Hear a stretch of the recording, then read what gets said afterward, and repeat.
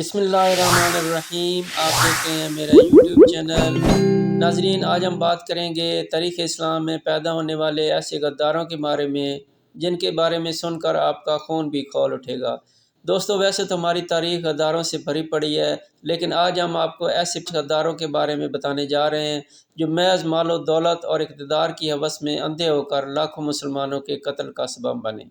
ان میں سے بہت سے غدار ایسے بھی ہیں جن کی وجہ سے تاریخ اسلام کی بہت بڑی بڑی سلطنتیں دنیا کے نقشے سے ایسے غائب ہو گئیں کہ جیسے ان کا کبھی وجود ہی نہیں تھا۔ لیکن دوستو، اپنے ملک و قوم سے غداری کرنے والے بعض افراد کو تخت تو دور کی بات، تختہ بھی نصیب نہ ہو سکا۔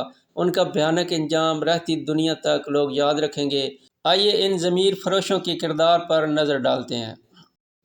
محمد علی پاشا۔ محمد علی پاشا نے 31 اکتوبر 1827 عیسوی میں سلطان محمد ثانی کے خلاف بغاوت کرتے ہوئے اپنی فوجیں شام میں داخل کر دیں اور مصری افواج فتوحات کرتے ہوئے عکا تک جا پہنچی۔ یہاں انہوں نے 6 ماہ کے محاصرے کے بعد عکا پر بھی قبضہ کر لیا۔ اس کے بعد مصری فوجیں اناطولیہ میں داخل ہو گئیں، جہاں محمد علی پاشا نے عثمانی فوج کو زبردست شکست دی۔ قریب تھا کہ محمد علی پاشا قسطنطنیہ پر حملہ کر کے سلطنت عثمانیہ کا خاتمہ ہی کر ڈالتا۔ اس موقع پر عثمانی سلطان نے روسی فوجی مدد طلب کی، جس کے بعد اس فتنے کو صفحہ ہستی سے ہی مٹا دیا گیا۔ ابن القمی۔ ابن القمی بغداد میں خلافت عباسیہ کا ایک وزیر تھا۔ یہ شخص نہ صرف غدار تھا بلکہ اس غدار ہی کی وجہ سے کئی لاکھ مسلمان شہید ہوئے تھے۔ جس زمانے میں ابن القمی وزیر تھا، اس وقت عباسی تخت پر عباسی خلیفہ المستعصم بلا تخت نشین تھا۔ ابن القمی نے در پردہ ہلاکو خان سے خط و کتابت شروع کر دی اور ہلاکو خان کو یہ یقین دلایا کہ عباسی خلیفہ کے حکم سے فوج ختم کر دی گئی ہے۔ چنانچہ 1258 عیسوی میں ہلاکو خان آندھی اور طوفان کی مانند بغداد جا پہنچا۔ ہلاکو خان نے بغداد شہر کی اینٹ سے اینٹ بجا دی۔ کہتے ہیں کہ اس نے بغداد میں 5 لاکھ مسلمانوں کا قتل عام کیا تھا۔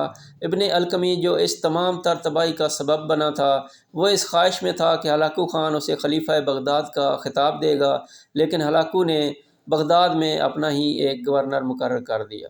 اس کے بعد ہلاکو خان نے ایک تاریخی جملہ کہا تھا کہ جو شخص اپنے ہم مذہب لوگوں اپنے آقا سے غداری کر سکتا ہے، وہ ہم سے کیا وفاداری نبھائے گا۔ چنانچہ ابن القمی کو انتہائی دردناک موت سے نواز دیا گیا۔ یوں ایک غدار اور لاکھوں مسلمان کے قتل کا سبب بننے والا درندہ اپنے انجام کو پہنچ گیا۔ ابو عبداللہ۔ یورپ کا خطہ اسپین، جسے کسی دور میں طارق ابن زیاد نے مسلمانوں کے لیے فتح کیا تھا، سن 1469 عیسوی میں یہاں بسنے والے مسلمان صرف غرناطہ کی ریاست تک محدود ہو کر رہ گئے تھے۔ تب اہل غرناطہ کو ایک قابل اور انتہائی بہادر حکمران میسر آیا تھا، جس نے مسیحی قوتوں کے خلاف ایک بڑی تاریخی جنگ لڑی۔ تعداد و قوت کم ہونے کے باوجود غرناطہ کے حکمران ابو الحسن نے انہیں بدترین شکست سے دوچار کیا، لیکن یہ میدان جنگ میں ہی تھا کہ اس کے بیٹے ابو عبداللہ نے غداری کرتے ہوئے تخت غرناطہ پر قبضہ کر لیا۔ ابو عبداللہ نے مسیحی طاقتوں سے اس ریاست کا سودا محض ایک چھوٹی سی جاگیر کے عوض کر دیا۔ اس لالچی اور خود غرض انسان کی وجہ سے ہزاروں مسلمان اپنی جانوں سے ہاتھ دھو بیٹھے، اور غرناطہ جیسا زرخیز اور خوبصورت خطہ ہمیشہ ہمیشہ کے لیے مسلمانوں کے ہاتھوں سے نکل گیا۔ حسین بن علی۔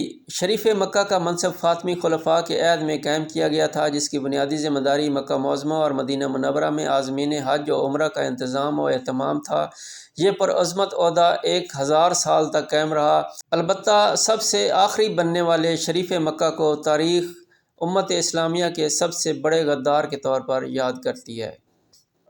کیونکہ دوستو، حسین بن علی، جسے سلطنت عثمانیہ کی طرف سے شریف مکہ کا عہدہ دیا گیا تھا، اس نے انگریزوں کے جاسوس لارنس آف عربیہ کا ساتھ دیتے ہوئے عرب قبائل میں قوم پرستی کے جذبات کو ہوا دی اور انہیں عثمانی فوجوں کے خلاف بغاوت پر اکسایا۔ اس طرح جنگ عظیم اول میں سلطنت عثمانیہ کی شکست اور اس کے خاتمے کا سب سے بڑا سبب شریف مکہ حسین بن علی یہی شخص تھا، جس نے تمام مشرق وسطیٰ سے تمام عثمانی حکومت کا خاتمہ کر کے یہاں برطانوی اور فرانسیسی تسلط قائم کیا۔ میر جعفر۔ میر جعفر نواب سراج الدولہ کی فوج میں ایک سردار تھا، بعد میں ترقی کرتے ہوئے سپہ سالار کے عہدے تک پہنچ گیا۔ یہ نہایت بد فطرت آدمی تھا، اس کی نگاہیں تخت بنگال پر تھیں، اس لیے اس نے نواب سراج الدولہ سے غداری کر کے ان کی شکست اور انگریزوں کی جیت کا راستہ ہموار کیا، جس کے بعد بنگال پر انگریزوں کا عملاً قبضہ ہو گیا۔ اس خدمت کے صلے میں انگریزوں نے میر جعفر کو 1757 میں برائے نام بنگال کا نواب مقرر کر دیا۔ میر جعفر کی لالچ اور غداری کی وجہ سے بنگال سے اسلامی حکومت ختم ہو گئی اور برصغیر پہ انگریزوں کے قبضے کا راستہ ہموار ہو گیا، جو اگلے 190 سال تک قائم رہا۔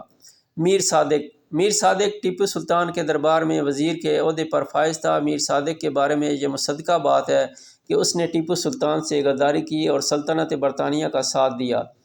سرنگا پٹنم کے محاصرے کے دوران آخری دن 4 مئی سن 1799 کو انگریزوں کی آمد کی خبر سن کر جب ٹیپو سلطان ڈگی دروازے سے باہر نکلا تو میر صادق نے دروازہ اندر سے بند کر دیا۔ دروازے بند کر دینے کے بعد اس نے فسیلِ قلعہ پر سلطان کی موجودگی کی اطلاع انگریزوں کو دی، جس کا نتیجہ یہ نکلا کہ انگریز فوج نے 3 طرف سے سمٹ کر فسیلِ قلعہ پر گولیاں برسائیں، جس کی وجہ سے میسور میں اس جنگ کے دوران ٹیپو سلطان کو شہید کر دیا گیا۔ اس شکست سے اسلامی ریاست میسور ختم ہو گئی۔ اس طرح کی مزید ویڈیو دیکھنے کے لیے آپ ہمارا چینل سبسکرائب کریں اور بیل آئیکن پریس کریں۔ Thanks for watching. اللہ حافظ۔